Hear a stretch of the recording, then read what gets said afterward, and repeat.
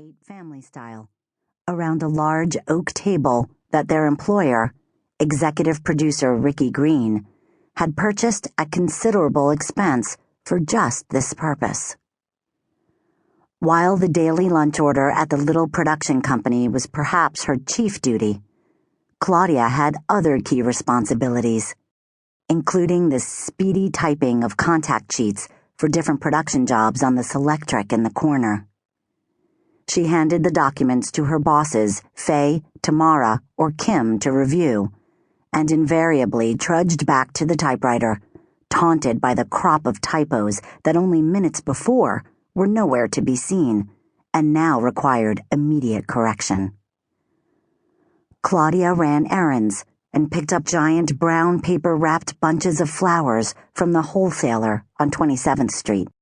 Ricky, who'd gotten into the business of producing television commercials because he wanted to wear jeans to work and considered restaurants and a place in Idaho important, arranged the flowers himself in various Depression-era pottery vases from his sprawling collection.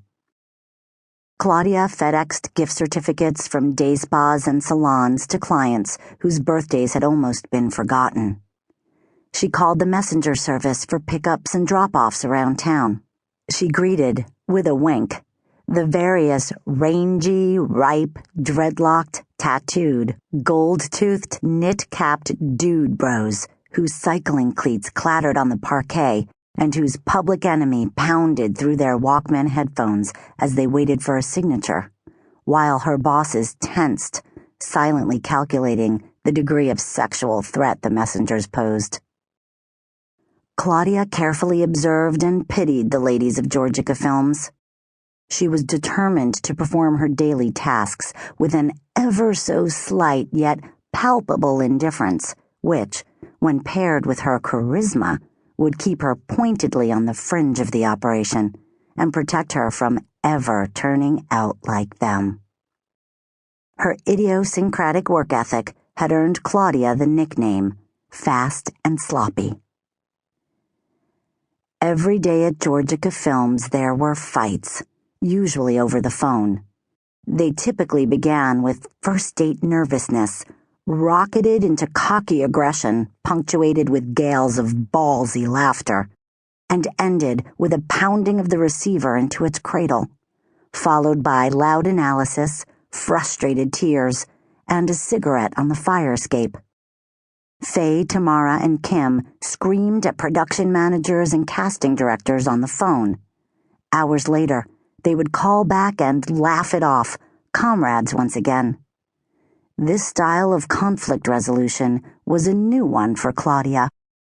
In the home of Claudia's mother, Edith Mendelsohn, fireworks had always been followed, swiftly, by cataclysmic ice ages. Only once, when she was 11, on a long, cranky car trip, Claudia told Edith that she hated her. "I hate you!" Hearing the hot syllables leap from her throat had been satisfying.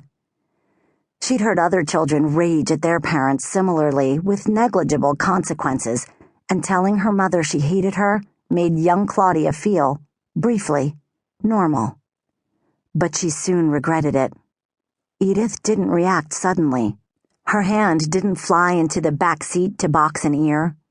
She kept driving, under a remarkable silence that Claudia soon realized Edith planned to keep up. As it turned out, Edith neither spoke nor looked at her child for 3 straight days. Finally, when Claudia couldn't take it anymore, she dropped to her knees and begged for forgiveness at her mother's lap. This method was successful. Edith accepted her child's apology, recognized her once again, and life resumed. 10 years later, Claudia was a senior in college, sitting on the floor of her dorm room on Manhattan's far Upper West Side, on the phone with Edith. In 1 week, Claudia would graduate and set out to seek God knows what. She was afraid. Over the last month, she'd visited several of her favorite professors at their office hours to ask what they thought, but none of them had a particular plan of action in mind for her. recognizing that she was utterly unprepared to depart the snug little campus.